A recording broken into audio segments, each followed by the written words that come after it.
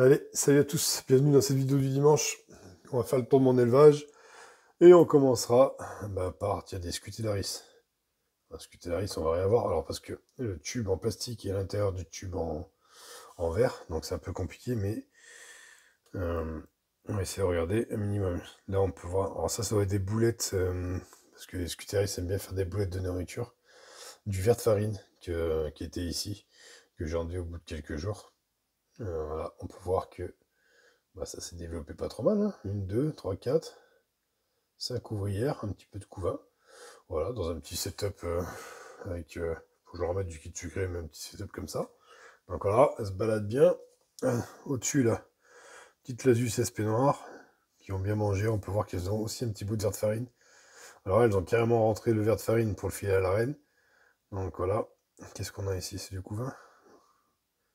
Là, apparemment, il y a un mélange de couvain dans du sable. Donc voilà, elles creusent pas mal le coton. On peut voir un œuf. Donc voilà, elles sont super actives, elles se sont bien réveillées. La gine elle commence à grossir.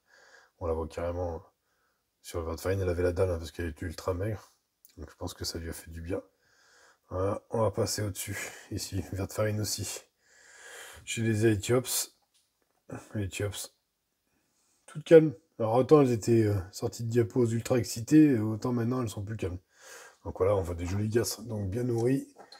Derrière ici, Cataglyphis Pili je pond pas, voilà, surtout, on va lui changer son nom parce que elle pond pas. Voilà. Là, elles ont mangé aussi verre de farine. Je vais leur donner un peu d'insectes, je sais pas où l'ont foutu. Elles sont même le cacher là-bas derrière. Alors, là, on a vu. Enfin, vous s'en foutez, c'est un déchet d'ailleurs. Alors par contre, on voit que la gine, elle a bien dilaté son gastre. On voit que les ouvrières, elles ont bien mangé. Celle-là, là, qui est un petit peu maigrichonne. Mais elles se sont bien jetées sur le verre de farine. Ici, hop, on est chez mes Camponotus aberreri avec leur liquide sucré. Donc voilà, elles ont décidément fait un joli dépotoir. On peut voir qu'il y a quand même vraiment beaucoup de décès sortis de cette pause, enfin pendant cette pause hivernale d'ailleurs. On peut voir que ça a fait du dégât dans la colo. On va le voir ici, hein, parce que de toute façon on a beaucoup moins de monde. Ça vous l'avez déjà remarqué à plusieurs reprises. Qu'est-ce qu'on a? On a toute petite là. Hop, on a une petite ouvrière toute jeune. Là, on a Madame Lagine. Tac. Là, on a des belles larves. Je les chauffe pas. Peut-être qu'il faudrait que je les chauffe un peu. Ouais. J'ai pas l'impression qu'il y ait de la ponte. Enfin, vu la taille de certaines larves, elles ont dû être pondues il n'y a pas excessivement longtemps. Une belle trophalaxie. Bon, elle mange, hein. Ça, par contre, elles savent faire. Donc voilà. Hop, on descend, on passe en dessous.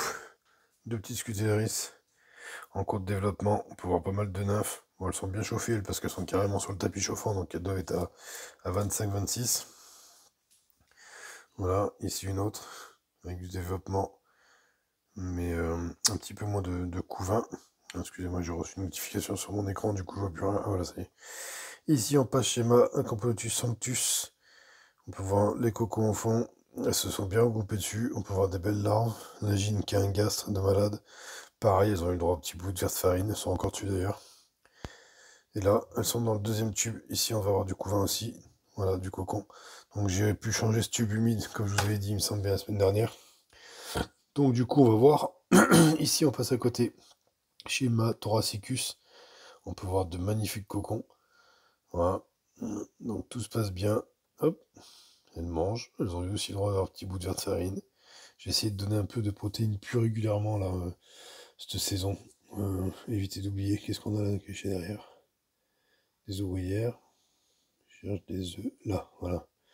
Là, on a une grappe d'œuf sous le thorax de la gine. Donc voilà. Oh bah tiens. On vient en beau moment.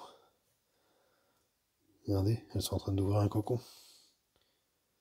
On va essayer de rester dessus pendant une minute ou deux. Je vais pas faire 20 minutes, mais on arrive en bon moment. C'est des mâchouilles. Elle découpe, elle décalote le cocon. Ouais, ça a l'air d'être pas mal. C'est vrai que la dernière fois que j'avais filmé des ouvrières en train de donner naissance à une de leurs frangines, ça avait pris 20 minutes. On a une petite larve qui est collée au cul du cocon. Mais donc celui-là, ça c'est le premier cocon, je pense, la première ouverture de cette année. Donc je pense que les autres, bah, ils vont pas tarder à suivre. Oh, elles ont l'air assez efficaces. On zoome un petit peu. On va prendre le temps. Ah, elle est plus grosse. La tête de l'ouvrière qui naît est plus grosse que celle qui est en train de l'ouvrir. Enfin, j'ai l'impression. Deuxième génération, de toute façon, c'est logique que ce soit un peu plus gros.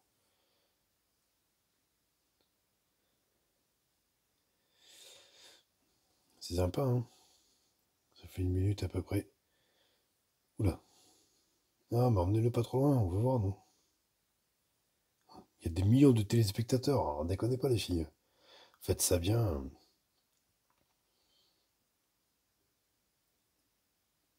Ah, on va s'y mettre à plusieurs. Est-ce que j'arrive à zoomer encore sans trop perdre en qualité?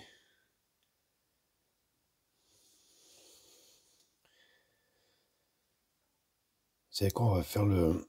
Ça fait à peu près 2 minutes que je suis là. On va aller faire le tour des autres et puis on repassera là en fin de vidéo. Du coup, on aura peut-être 5 minutes de plus que d'habitude. Ici, on se retrouve chez Camponotus barbaricus. Pas mal de belles larves. Ici, dans une goutte d'humidité. Alors, un tube sec, hein.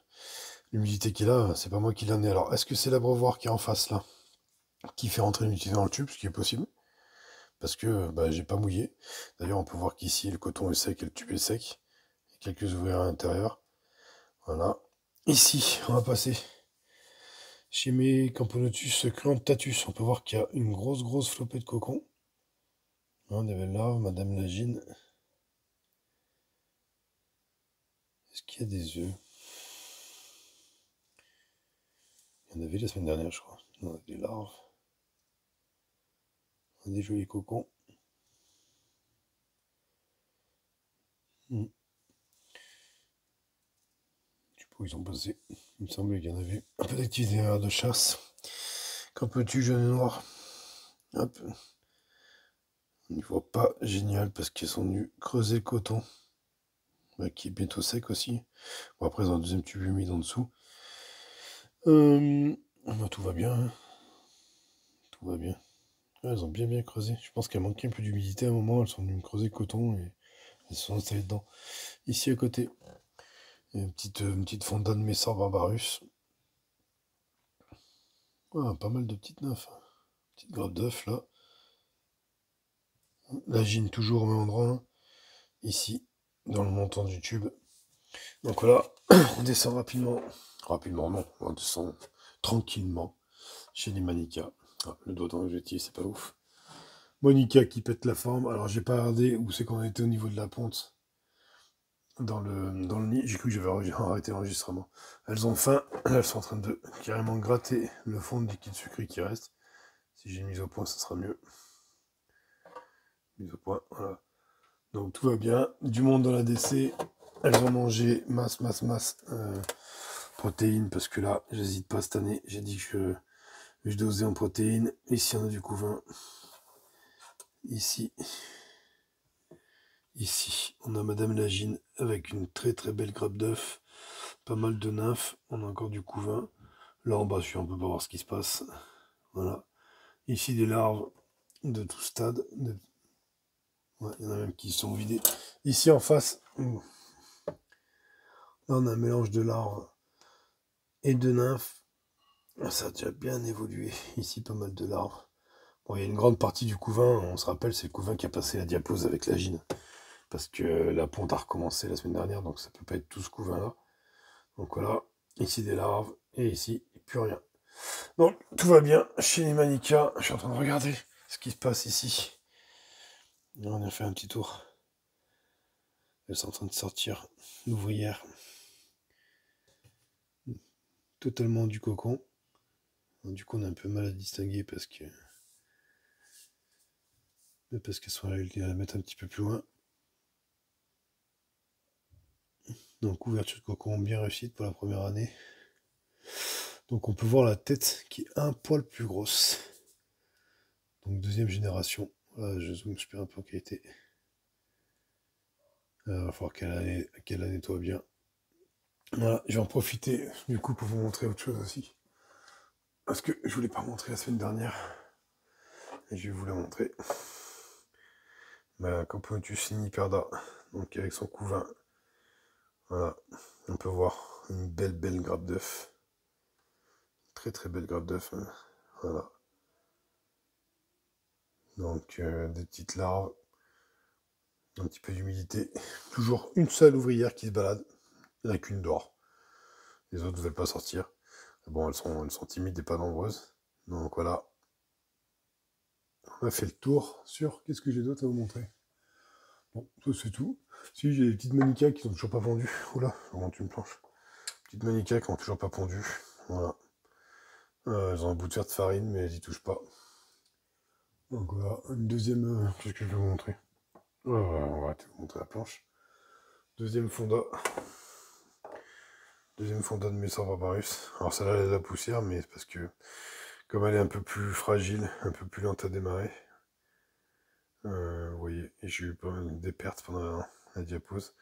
Ben celle-ci, en fait, je la cache, elle est dans le noir total. En fait, il y a une différence entre celle-ci, qui était déjà un petit peu moins développée, qui est dans le noir total, et celle-ci, qui est chauffée et en plein jour. Et apparemment, bah, ça change rien. Hein. C'est vrai, j'avais même pas besoin de faire un test pour savoir que mes sorts chez moi, elles ont jamais eu besoin d'être trop noires pour se développer. Alors, ce qui se passe chez moi, c'est chez moi. Attendez, je suis en train de ranger mon tube en même temps. Voilà, allez, ça y est, 12 minutes. J'ai évité de repartir dans les cycles où on fait des vidéos de 30 minutes. Et là, on va la laisser faire tranquillement. Donc j'espère celui-là aussi là. Je pense qu'il va pas tarder à être ouvert, étant donné que le bout est même presque déchiré. Je vous tiens au jus et je vous dis à dimanche prochain. Allez, tchou!